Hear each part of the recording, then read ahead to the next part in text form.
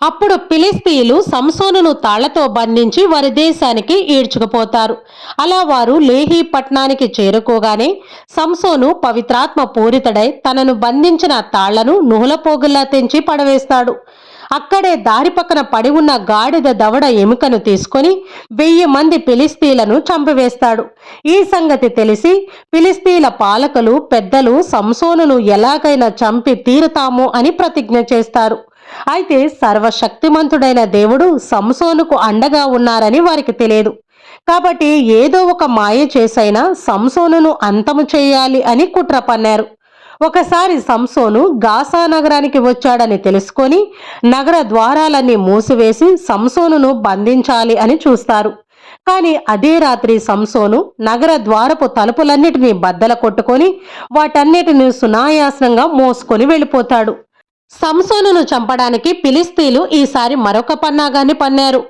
సొరేకు లోయలో నివసించే అందాల రాసే డెలీలా అంటే సంసోనుకు ప్రాణమని తెలుసుకున్నారు. వెంటనే ఫిలిష్తీయ పెద్దలు డెలీలా వద్దకు వెళ్లి, నీకు 11,000 ఎండి కాసులను బహుమతిగా అందిస్తాము. సంసోను మహాబలానికి మూల కారణమేంటో, ఏం చేస్తే సంసోను బలహీనుడవుతాడో తెలుసుకొని మాకు చెప్పు చాలు అని ఆశ పెట్టారు. ధనాశకు డెలీలా లొంగిపోయింది. సంసోనును అప్పగించడానికి అంగీకరించింది. ఒకరోజు సంసోను రాగానే డెలీలా వయ్యారాలు వలకబోస్తూ, నీ మహాబలానికి మూల కారణమేంటో చెప్పవా అని అడిగింది. అందుకు సంసోను చిరునవ్వు నవ్వుతూ, అల్లే తాళ్లతో బంధిస్తే నా బలమంతా పోతుంది అని చెప్పాడు. ఆ రోజు రాత్రి సంసోను నిద్రపోయాక డెలీలా సంసోనును అల్లే తాళ్లతో బంధిస్తుంది. సంసోను సంసోను ఫిలిష్తీయులొచ్చారు, లే లే అని గట్టిగా అరిచి లేపుతుంది.